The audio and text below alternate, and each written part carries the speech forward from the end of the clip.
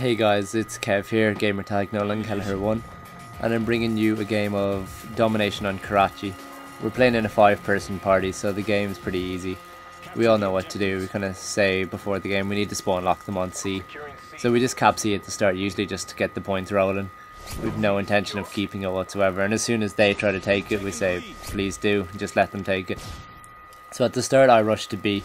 A few of us rush A because that's the initial flag that we want. If we can get A off the start, and we have B as well, eventually they will spawn further and further away, and hopefully it will put them back on the C. So the spawn lock on C on this map it's not one of the most well known ones, but I think it's brilliant because they just keep spawning in the back car park, and that it's very easy to pick off kills. I'll show. There's a piece of cover I use constantly. You'll see later on in the video. I'll show that to you later. I want to analyze as well in future maybe how I died and what I should have done differently. Such as there, I probably should have backed away. I shouldn't have taken on.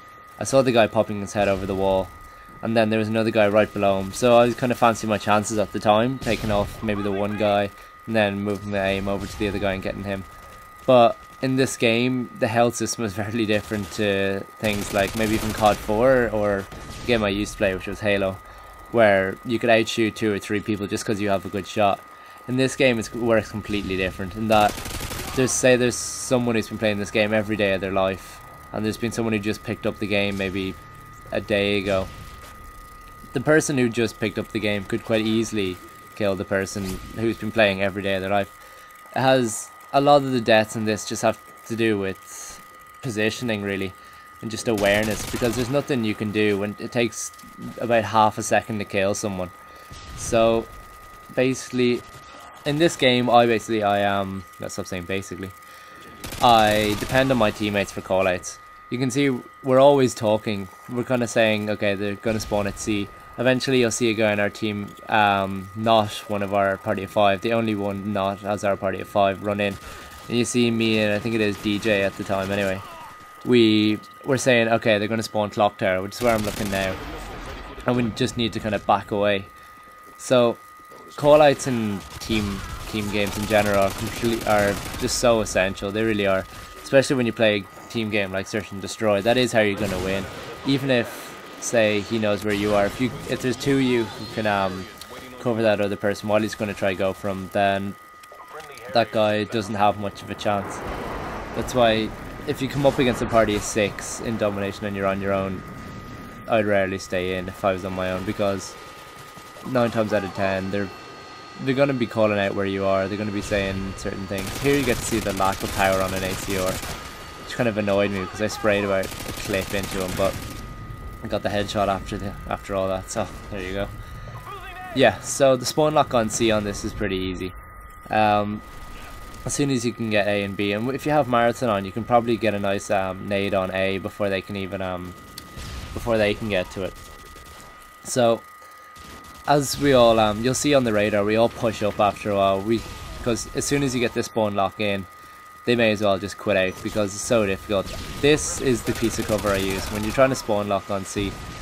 That flaming car at the back there, it's so difficult for them to see you because you haven't those flames kind of cover your face, or they cover your body even. So the only thing they'll be able to see is maybe like the name of your head. But even then, you're already probably going to have shot them by the time they see you. Here we're constantly calling out saying, is there someone got in too far or something like that, and that is there going to someone spawn on the clock tower. You'll see the green guy in a minute. The green guy, the Hulk, runs into their spawn, and unfortunately he dies. So, well, fortunately for us he dies, because if he fucked it up, we wouldn't be happy, because then we'd all have to turn around and then everything would really just frustrate us. We'd almost prefer, I think if you ask most people who play in a party, that we'd prefer to play with 5 against a team of 6 if it was all 5 of us were in the same party, because that one extra person who's not in your party can completely mess up a whole game plan that you've set up. So yeah, I try not to stay up on top B here too long, because you're just so open from it. I just find that the amount of times I get picked off from it is probably not as worth the amount of time you can spend on it. You'll see the amount of times also that the guy He's using Cold-Blooded and the UMP Silence. I think he kills me every time apart from once or twice. So 4 times. Yeah, which really annoyed me. Here you go, you get to see the green guy go in there. And straight away me and DJ are saying, okay, we're going to need to move back. See there, DJ puts a sentry gun on the thing and straight away they're spawning there. So I pick off I think 2 or 3 of them here and then the spawn sets back, so it's pretty handy.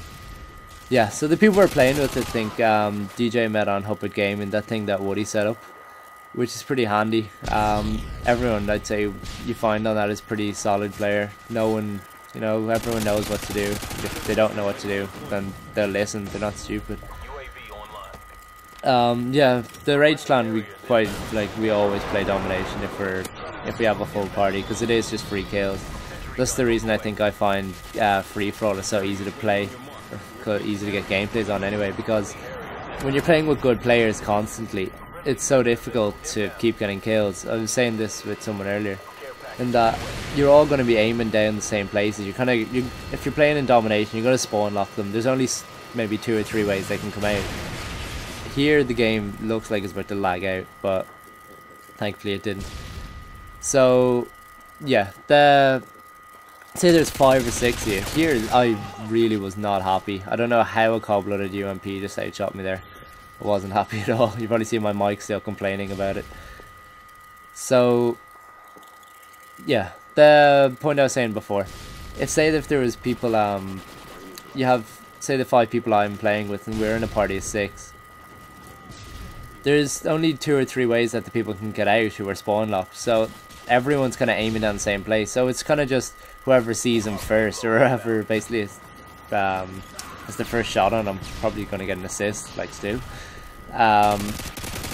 It is almost just luck if you can get more kills than everyone else. That's why I'd say most people have the same amount of kills really at the end of a Domination game. If they're a good organised team, they probably will. Lovely Painkiller nicely screws me over here. I get 6 assists in this game. I think it is 32, 6 assists and 6 deaths, which was kind of frustrating getting so many assists, but I was just happy that we could keep them in a spawn lock. And you'll see there's a guy in their team constantly taking down air support. And I couldn't get the Pavlo in this. I think I got 2 Harriers, got 2 Predators. But even if I did have the Pavlo up, I probably wouldn't have gotten any kills. How quickly they took down air support. When you come up against a team like that, it's almost better to just have like 5, 6, maybe 9 as a stealth bomber. So there's nothing they can do to counter that. Maybe have Cold-Blooded on, but you'll still know the general area where they are, and you probably still get a kill or 2 with it. If you come up against our clan and we have 6 people, your air support, if you do somehow manage to get it, it's going to come straight down. So probably the most effective thing is a UAV or a counter UAV. But then I don't know, there's plenty of ways to counteract it. I think that's the good thing about this game and the bad thing. There's plenty of ways to counteract things, such as for a Semtex there can be a blast shield, or the only problem with Modern Warfare 2 is there's nothing to counter stopping power in this game. In COD 4 there was Juggernaut, in this there's nothing, so overpowered guns I think that's why all the guns seem to be in some way overpowered. So the game's almost coming to an end here, but as I was just going to finish my point, as that guy lovely spawns behind me again, a sleight of hand, or Cold-Blooded even. Yeah, the thing that frustrates most people is that there's so many things to counter things, but there's nothing to counter Danger Close noob tubes, so I guess we'll just have to live in hope that in Black Ops someone fixes it, hopefully Treyarch. Anyway, right guys, cheers for listening, watching my game. I'll see you next lane. Next blah blah blah. What the hell is Nextly? What was I thinking?